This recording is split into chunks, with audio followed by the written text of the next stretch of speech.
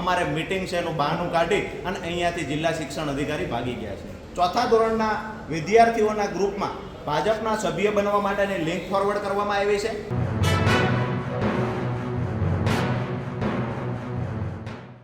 Committee તમારી અમે એના બે ત્રણ અધિકારીને તપાસવા મોકલીએ. વિદ્યાર્થીઓ અને વાલીઓના નિવેદન લેવામાં આવે એમાં. બરાબર, એવું નહીં કે ખાલી સંચાલકને પૂછી અને સાહેબ કમિટીની અંદર અમારો કોઈ માણસ જઈ શકે? ના, તમારું કેમ ન જઈ શકે? એ તો તમારા અધિકારીઓ તમે જે આ સરકારી લાગે અમારે તપાસ કરવાની હોય. તમે અનિદ્રાવાળી વાતમાં એવું કહ્યું મેસેજ તમને આમ તો ન્યૂઝ પેપરમાં આવે તો એટલે મને અમારા ગ્રુપ દ્વારા જ મળ્યો છે. અમારું ગ્રુપ છે એટલે તમે તપાસ કરી. હા. તો એમાં પ્રાથમિક વિભાગમાં આ કોઈ ઇશ્યુ નહોતો. ઇશ્યુ છે એમાં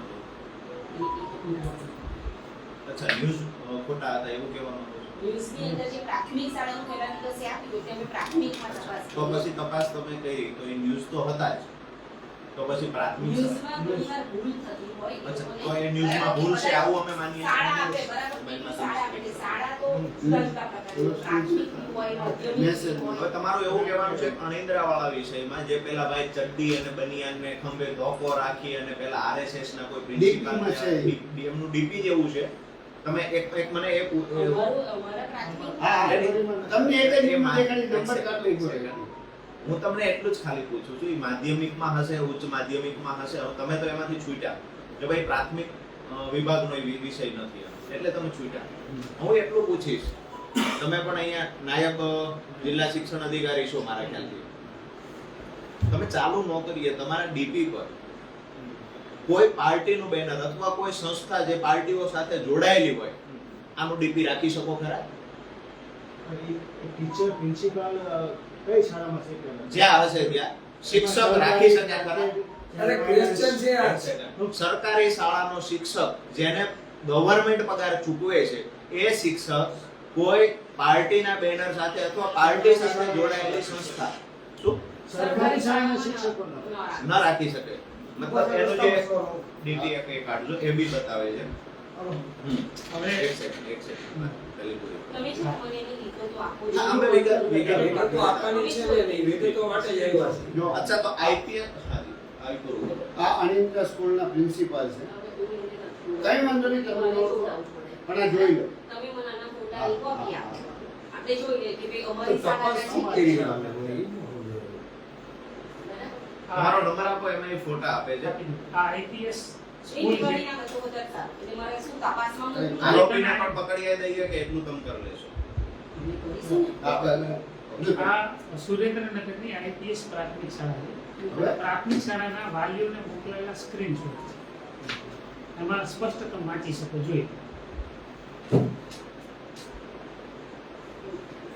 મને આની કોપી પાસે. હા, મળે જ ને. મને મોકલેલું પેલું કાર્ટૂન હું એમને વિગતવાર મને થોડું સમજાવો. હા. મને જે લાસ્ટ જોઈ લઈએ અમે.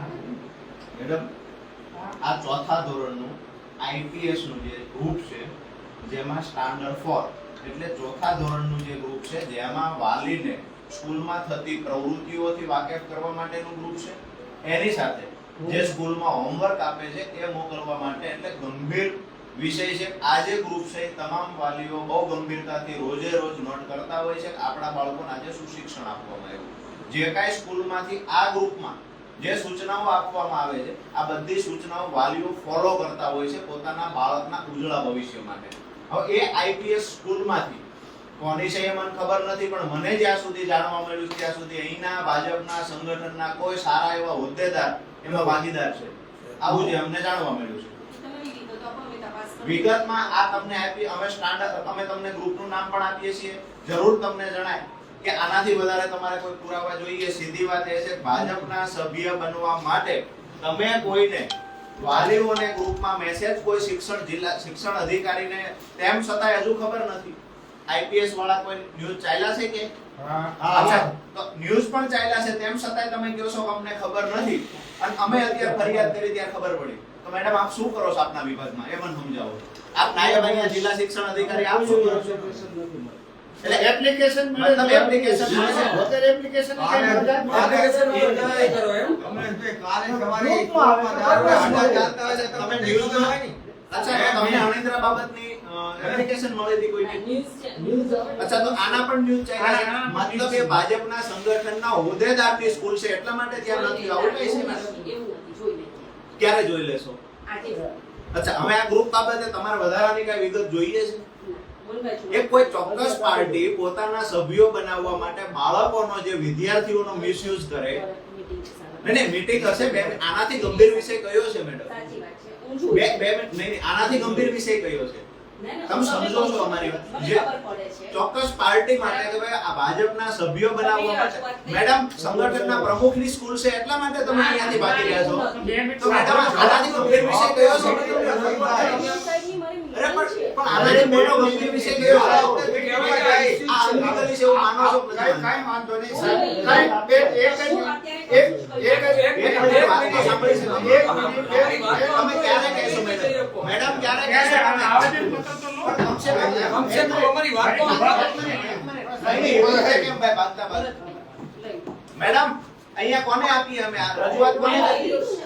આવી રીતે આવી રીતે તમે આવી રીતે statement નહીં કરો. આવી રીતે ઓફિસ છોડી જતા રહેશો મેડમ. તમારી રજૂઆત અમે તમને બાળકોના ભવિષ્ય માટે હાથ જોડીએ મેડમ. વિદ્યાર્થીઓના બાળકોના ભવિષ્ય માટે મેડમ, મેડમ, બોલોમાં દારૂના અડ્ડા ચાલુ થાય છે તેને ખબર પડે ને. જિલ્લાની સ્કૂલોમાં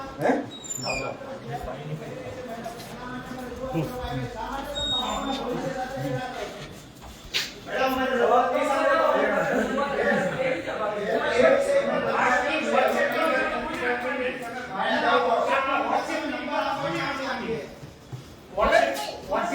ઉદાહરણ ભાગતા ભાગતા શા માટે કહો છો? નંબર આપી દો. અહીંયા બાળકોને કોઈ ચોક્કસ પાર્ટીમાં જોડવા માટેનું ષડયંત્ર જિલ્લામાં થાય છે અને આપ આવી રીતે હજી હણિંદ્રાની ઘટના પૂરી નથી થઈ ત્યાં તમે આવી રીતે ભાગી જશો મેડમ? આ આ કઈ WhatsApp રીત છે મેડમ? આ WhatsApp ની વિગતો કોને આ મોકલો? જિલ્લાના વાલીઓ રજૂઆત કરવા કોને આવે? એ તો એમ તમે ભાઈ, કહો. તમારી રજૂઆત મેં લીધી ને. તો ક્યાં લીધી ક્યાં તમે? લીધી? આ WhatsApp ની વિગતો કોને તમે આપી? કયો એને આપીએ ને. પણ બેન અમે તમને મળવા આવ્યા છીએ તમે આ વાત તો છો કેમ? આ તો આટલી બધી ગંભીર બાબત છે ને બધી તમે private જિલ્લાના બાળકો સાથે આવી રીતે મેડમ આવી રીતે તમે જિલ્લાના બાળકો સાથે મેડમ આવી રીતે ઝઘડા કરો છો. આટો બાબા માય ગૌ બોલો આ સુરેન્દ્રનગર જિલ્લાના અધિકારી છે. કાળા કાચવાળી ગાડી છે ને? આ કાળા કાચવાળી ગાડી. કાળા કાચવાળી તો ગાડી રાખે છે. જિલ્લાની અંદર શિક્ષણની પથારી ફરી ગઈ છે. મીટિંગ આપણે પૂરી ન કરવા દે ને મીટિંગમાં તમે નાયબ જિલ્લા શિક્ષણ અધિકારી છો. તમે કયો એમાં અમે વિગત આપીએ છે એમાં આપીએ બોલો. WhatsApp નંબર આપો. લેખિત આપે છે તમે WhatsApp નંબર આપો એમાં ટોટલ વિગત અમે આપીએ. અમૃતલાલ લખી દો.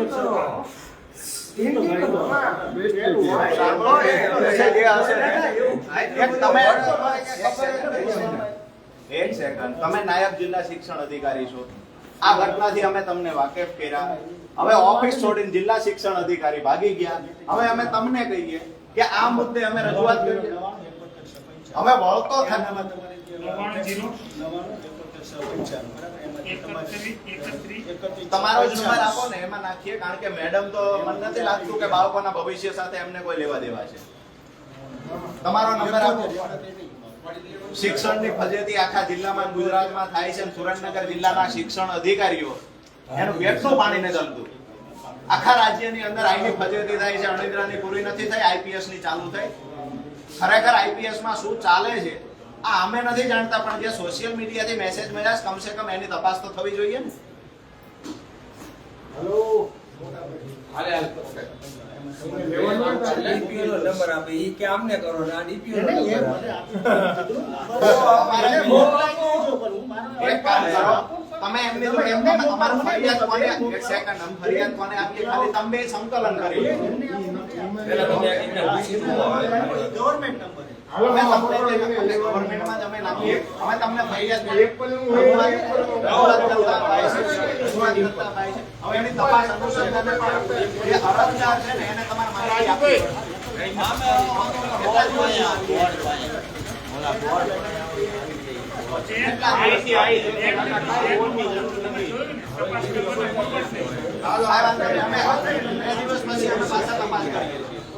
બાકી જિલ્લામાં જ્યારે જ્યારે સાહેબ આવું કાંઈ થતું હોય ને તો આની ગંભીર નોંધ લેવાય જોઈએ. ઓફિસ છોડીને ભાગી ગયા આનો જવાબ નથી મળવાનો.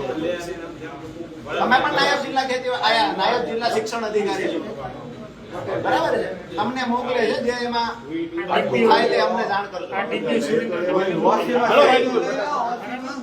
અને આમાં ઓસીમાં એસઆઈ કરે મહેન્દ્રાની સ્કૂલનો પર્દાફાશ થયો જેમાં બાળકોના વાલીઓ સાથેના વાલીઓના નંબર ફરજિયાતપણે અહીંયા ભાજપમાં સભ્ય બનાવવા માટે બળજબરીપૂર્વક એ લોકોને ફરજ પાડવામાં આવી ત્યાર પછી એક નવા ગઈકાલથી આઈપીએસ સ્કૂલ સુરેન્દ્રનગરમાં છે એનો એક વિડીયો ફરતો થયો છે ખરેખર વિડીયોની વાસ્તવિકતા શું છે એ તો તપાસના અંતે જ ખબર પડે પણ ખરેખર આ વિડીયોની અંદર જે કોઈ એક ગ્રુપ બનાવવામાં આવ્યું છે જેમાં વાલીઓને સ્કૂલમાં થતી પ્રવૃત્તિઓથી વાકેફ કરવાના હોય વાલીઓને સ્કૂલમાં જે કાંઈ બાળકોને હોમવર્ક આપવામાં આવ્યું છે એનાથી વાકેફ કરવાના હોય પરંતુ આઈપીએસ સ્કૂલનું સ્ટાન્ડર્ડ 4નું એટલે ચોથા ધોરણનું જે ગ્રુપ બનાવવામાં આવ્યું છે જ્યાં સુધી અમને માહિતી મળી છે અમને જે વિડીયો અને સ્ક્રીનશોટ મળ્યા છે એ મુજબ ચોથા ધોરણના વિદ્યાર્થીઓના ગ્રુપમાં ભાજપના સભ્ય બનવા માટેની લિંક ફોરવર્ડ કરવામાં આવી છે અને સ્કૂલના નંબર પરથી ફોરવર્ડ કરવામાં આવી છે ખરેખર આ વિડીયોની વાસ્તવિકતા શું છે એ પોલીસ તપાસના અંતે જ ખબર પડશે પણ આજે જિલ્લા શિક્ષણ અધિકારીને જ્યારે અમે રજૂઆત કરવા આવ્યા ત્યારે જિલ્લા શિક્ષણ અધિકારી વાલીઓની વાત સાંભળવાના બદલે